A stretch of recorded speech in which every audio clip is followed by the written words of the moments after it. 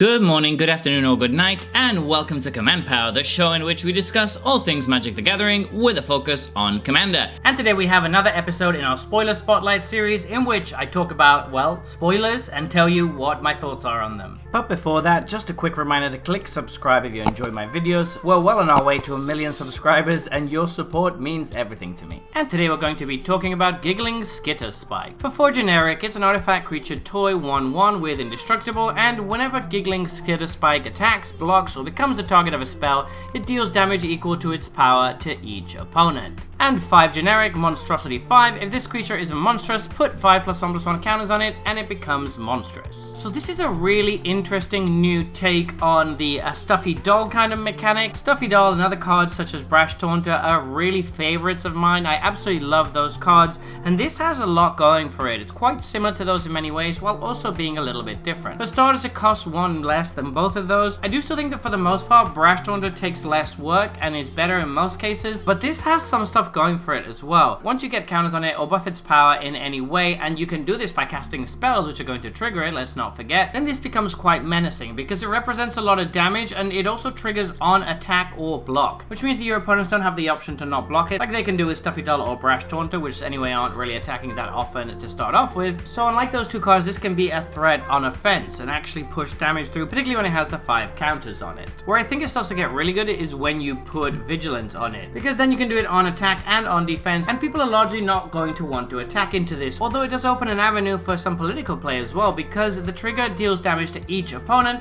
So if somebody's really low, one of your opponents might want to swing into you, so you can block with this and deal a bunch of damage to all of them, thus killing the player that's fairly low. Probably not going to come up very often, but it does seem like an option. Anyway, as we were saying, Vigilance seems really powerful on this because then you just have this massive threat that is going to have to be blocked when it attacks, and it's probably going to dissuade people from attacking you a lot. It gets even better if you're in a goad kind of deck, because then you can force people to attack into you and block during every turn. So there's just many ways to multiply the amount of damage that this is going to be dealing, and in that sense it's a very interesting card. By itself, of course, it's not that great. It's just a slightly cheaper Stuffy doll that doesn't really trigger on non-combat stuff. So it's not really going to go in the kind of decks that want to play Blasphemous Act into Stuffy doll, but it fits in its own kind of different strategies, and I do like that the design is slightly different, the triggers are slightly different, and the art is obviously really cool. Possibly a reference to Toy Story, but you never really know. Slapping Lifelink on this can also be incredibly powerful since it can trigger quite often and deals damage to each opponent. You can just gain a lot of life once this is big enough. I just think it's a very interesting card that has a lot of different angles to build around, and just a 4-mana indestructible 1/1 is already quite annoying to start off with, so I'm all for this card.